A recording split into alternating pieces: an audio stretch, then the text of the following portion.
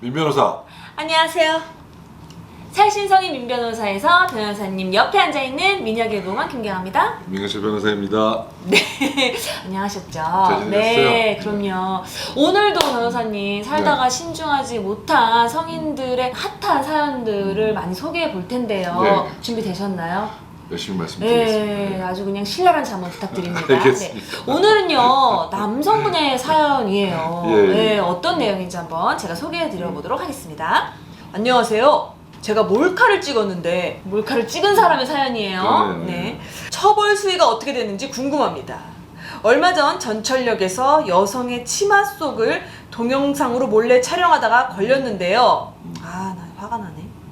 현행범으로 잡혀 곧바로 경찰서에 방문해서 진술서 등 모든 신고가 진행됐습니다. 핸드폰은 압수당했고 경찰서로 다시 와서 조사를 받으라고 합니다. 걸린 건 이번이 처음인데 핸드폰 안에 제가 찍은 다른 영상이 많거든요. 이런 경우 재판에 넘어가면 처벌 수위가 어떻게 되나요? 초범인데 사회생활에 지장이 생길까요? 라는 이제 걱정하는 사연이 도착했어요. 이제 여자 입장에서는 그냥 단칼에 내가 응징을 하고 싶지만 또 우리한테 온 사연이잖아요. 이 자문을 구해드려야 합니다. 맞습니다. 예. 변호사님이 자문해 주세요. 나 못하겠다 정말. 화가 난다 진짜. 화가 많이 나시. 화가 많이 나네 정말. 진짜. 아니 왜냐면 내가 이게 K본부에서 얼마 전에 이 불미스러운 사건이 있었어. 그러니까 너무 화가 나셨단 말이야. 그러니까 나는 이 피해자 입장에서는 막 어머 어떡하니 이렇게 할 수 있는데 이게 이제 가해자분이신 거잖아요. 맞습니다. 예. 검찰에서 처리하는 성범죄 사건 중에 몰카 사건들이 차지하는 비중이 굉장히 높아져요. 디지털 쪽하고 SNS 쪽이 발달하다 보니까 이런 범죄들도 좀 사회의 변화에 맞춰서 증가하고 있는 것 같아요. 그렇습니다. 그래서 점점 이 몰카 범죄에 대한 인식도 좀 강해지고 처벌도 좀 수위가 높아질 것 같은데 이분이 이제 지금 경찰서 현행범으로 잡혀서 조사를 중이에요. 처벌은 면하기 어려울 것 같은데요. 카메라 등 이용 촬영죄가 있어요. 이거는 거기에 해당되는 죄고요. 네네. 초범이라고는 하지만 당연히 그건 범죄이기 때문에 그렇죠. 지금 현행범으로 검거가 됐고 네. 처벌되는 거는 어쩔 수가 없어요. 다른 영상들이 많다고 하는 부분이 이게 어느 정도냐에 따라 좀 달라져요. 양에 따라서 아니면 또 질적인 면도 있어요. 양과 질에 따라서 좀 많이 달라지죠. 몰카가 주로 이루어지는 장소가 공중 화장실, 지하철역, 여성 탈의실 이런 쪽에서 많이 이루어지거든요. 너를 노리겠다가 아니라 불특정 다수인 거잖아요. 다 있어요. 방금같이 범죄를 하는 경우하고 지인인데 근데 동의를 안 받고 촬영하는 경우. 그렇지. 두 가지 형태가 다 있을 수가 있어요. 이분은 지금 막 어떻게 처벌을 최대한 면하고 싶은 입장이에요. 피해자가 어떻게 죄송합니다 해가지고 이제 합의를 했다 하면은 이 처벌이 좀 수위가 낮아질까요? 피해자가 있는 범죄에서 피해자가 용서해 준다는 거는 모든 범죄에서 어느 정도 다 고려가 돼요. 그거는 반드시 재판에서 고려가 돼요. 근데 이게 범죄가 현상은 딱 다 똑같지만 계획적인 범죄, 상습적인 범죄, 우발적인 범죄 이게 나뉘어요.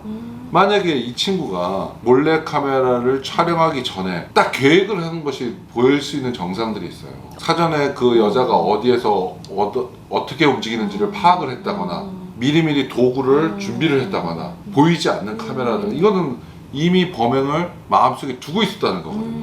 이거는 굉장히 가중되는 요소예요. 전체적으로 보면 그건 죄질이라고 하는데 그렇죠. 계획적이고 치밀한 게 좀 더 죄질에 있어서는 안 좋다고 보는 게 맞죠. 그렇죠. 우발적인 거보다는. 그럼 만약에 딱 잡혔어. 현행범으로 잡혔어. 봤더니 야 이놈의 시기 뭐야 갤러리를 봤더니 이만큼 있어. 그렇죠. 치마 속 동영상이 막 수천 장이 있어. 이랬을 때 처벌이 얼마큼 몇 배나 달라지나요? 그거는 하늘과 땅 차이라고 보시면 돼요. 그래요? 그럼요. 그 피해자가 한 명인 경우하고 수십 명, 수백 명인 경우는 그거는 완전히 다른 거고요. 중독된 상태라고 볼 수도 있어요. 정신적으로도 어떻게 보면 그쪽에 집착하는 상태라고 볼 수도 있어요. 타이거 우즈도 그런 식의 판단을 받았지만 다운받은 게 아니라 자기가 직접 촬영한다고 하면은 당연히 엄중하게 처벌할 필요가 있는 거고. 난 그 엄중의 기준이 모르겠어. 옛날에는 5년 이하의 징역이었었거든요. 근데 7년 이하의 징역이에요. 그러니까 7년 이하의 징역도 굉장히 다양한 거예요. 6개월짜리 선고할 수도 있고 1년을 선고할 수도 있고. 근데 만약에 이게 두 가지가 있다. 이건 경합범이라고 해가지고 2분의 1까지 가정할 수 있으니까 10년 6개월까지도 할 수가 있어요.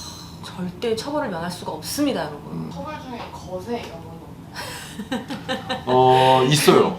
진짜? 화학적 거세가 화학적? 있어. 화학적 거세 처분이 있었다는 얘기는 제가 아직 들어본 적은 없어요. 그래요? 진짜? 과거에 비해서 많이 문제가 되고 있고 자기가 혼자 보관하면 그나마 좀 나아요.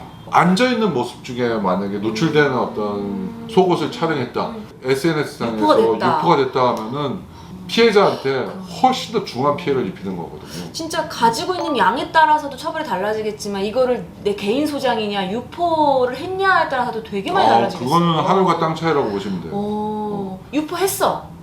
그럼 어떻게 되나요? 그럼 거의 구속돼요. 오늘 저희들도 이렇게 유튜브를 찍지만 이게 유튜브를 우리가 내린다고 없어지는 게 아니지 않습니까? 평생 남죠. 그럼 만약에 선거함께 동영상이 몰래카메라에서 찍혀서 한번 올라갔다. 자기가 평생 죽을 때까지 그 고통을 안아야 되는 거예요. 그런 중대한 범죄라는 사실을 어린 나이에 있는 분들은 모르는 경우가 많아요. 그러니까. 그냥 호기심에 장난삼아 아, 마치 담배 한번 이건 어떨까 펴보듯이 했다가 인생이 망가지는 걸 담배를 보면은 피워 담배를 차라리. 내 몸 상하는 거잖아. 담배는 내 몸 상하는 거잖아. 물론 공공장에서 피면 안 되고. 정말 자꾸 이렇게 중심을 못 지키면 안 되는데 우리한테 온 사연이지만 이분이 지금 초범인데 저 이거 걸리면 사회생활 지장이 있을까라고 물어봤어요. 지장이 있는 경우가 많아요. 성범죄 같은 경우는 부수되는 처분이 굉장히 많아요. 또 어디에 등록돼야 되고 신상 공개가 될 수도 있고 특정 직업에는 취업이 제한이 되기도 해요. 비자가 안 나올 수도 있어요. 이게 굉장히 어떻게 보면 큰 문제예요. 범죄 전력을 만약에 떼서 내라. 그런데 거기에 어떤 섹슈얼 크리미널이 딱 있다. 큰일 났다. 비자가 안 나오면 어떤 문제가 생기는 줄 아세요? 회사를 못 들어가요.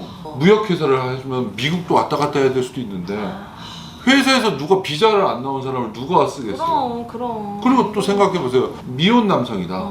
결혼을 해야 되는데 신혼여행을 갈 수도 있지 않겠습니까? 근데 공항에서 걸리는 거야. 공항에서 걸리겠지. 뭐 그럴 수도 내 있고 남편 결혼 전에는 그런 비자를 걸 필요로 떼보지 하는 않았으니까. 나라에서는 비자 자체가 발급이 안 될 수도 있고 그리고 또 이제 소속해 있는 집단에서 바라보는 시각 엄청난 고통을 받을 수가 있어요. 또 이제 또 취업을 말씀해 주셨는데 이미 이제 취업을 하신 분들 중에서 특히나 사회적으로 좀 덕이 있어야 될 직업들 있잖아요. 뭐 의사 선생님이나 또 얼마 전에 우리 또 교사가 학생들이 들락날락거리는 화장실에 몰카를 설치해서 파문이 일었거든요. 정말 저는 이 뉴스 보고 정말 황당해가지고 교육시키고 잘못된 행동을 하지 못하도록 계도해야 될 사람이 그런 일을 했다는 거는 그러니까. 말문을 못 잇게 하는 그런 일이 아닐 수가 없어요. 그럼 이런 분들이 죄를 지었다 그러면 어떻게 처벌이 더 높아지거나 뭐 높아지죠. 아니면 아예 파면은 되는 거죠? 집행유예 이상의 판결을 받게 되면 그 공무원 결격 사유가 되기 때문에 그 자체로서 공무원은 더 이상 자격이 직을 없다. 유지할 수가 없게 돼요. 교사분 같은 경우에는 행정적인 징계로서의 파면을 받을 가능성이 높지 않나 싶어요. 받아야지. 어떻게 다시 아이들을 가르칠 수 있겠어. 그러니까요. 네. 너무 무서운 세상입니다. 정말 너무 통탄스럽고 자녀를 키우는 엄마 입장에서 또 저도 여자고 호기심에 찍고 싶은 마음이 들을 수 있다 쳐요. 그래서 찍었는데 뭐 하시는 거예요? 봐요! 이러는데 얼른 지웠어. 그럼 없어. 그러면은 이거는 죄가 아닌 건가요? 당연히 찍었으면 그건 죄가 돼요. 근데 죄가 되는데 그 죄를 입증할 수 있느냐의 문제인 거예요. 지금 경아 씨가 말씀하는 거는. 그러니까요. 가장 제일 좋은 거는 설사 지웠다 하더라도 포렌식이라는 게 있어요. 그 요새 많이 나오더라고요. 디지털 포렌식이라고 해서 지웠다고 해서 다 지워지는 게 아니라 다 복구가 가능한 부분이 많아서 그 상태에서 그대로 포렌식을 하면 복원될 가능성이 높아요. 아니, 변호사님은 그럼 이런 몰카 사건을 최근에 다루신 적이 있으세요? 국가대표 수영 선수들 몰카 사건 제가 했었어요. 진짜요? 예. 본인은 다 자백하는 사건이었었어요. 내가 다 찍었다. 같이 찍은 분들이 이제 자기는 안 찍었다고 한 사건이었었거든요. 그래서 저는 자백하는 분을 변호하고 있었는데 다행이었던 거는 이 영상이 유출이 안 된 거예요. 국가대표 수영 선수들은 어떻게 보면은 공인이거든요. 그럼요. 그나마 저는 다행이라고 생각이 됐었던 그러니까요. 그런 사건이 있었어요. 몰카의 범죄가 많아지면서 몰카를 몰카 아니야? 라고 의심되는 사건도 되게 많이 보게 되거든요. 맞습니다. 현장을 봤을 때 우리 어떻게 대처하는 게 좋을까요? 그 딸한테 얘기하는 그대로 말씀을 드릴게요. 네. 제일 좋은 게 빨리 112에 신고하는 거예요. 정확하게 얘기하는 거예요. 내가 저분이 찍었는지 안 찍었는지 확신할 수 없는데 저분 걸 확인을 했으면 좋겠다. 저는 지하철을 타는 게 사실 10,000원 지하철을 타는 게 약간 겁나기도 해요. 너무 하도 등치가 커. 이런 사건들을 많이 하니까 내 손이 혹시라도 이러고 있어요, 이러고. 혹시라도 누구한테 닿으면 어쩔까? 네, 이러고 있어요. 근데 진짜 남자들 이러고 타요. 진짜? 맞아. 엘리베이터도 이거 계단 오래 사기 싫어가지고. 맞아요. 만원 지하철에서는 진짜 안 부딪히기가 쉽지가 않거든요. 진짜 자기도 힘들어요. 이제 잡긴 잡아야 되는데 그럼 어떻게? 전 이렇게 잡아요. 이렇게. 네. 이렇게 잡아요. 고생이 많으시. 그러니까 손이 내려가 있는 게 항상 부담스러워. 그러니까. 양손으로 이렇게 잡아야 돼. 매달려가지고 하는 거 키가 아니냐고요. 크시니까 천장을 이렇게 잡아.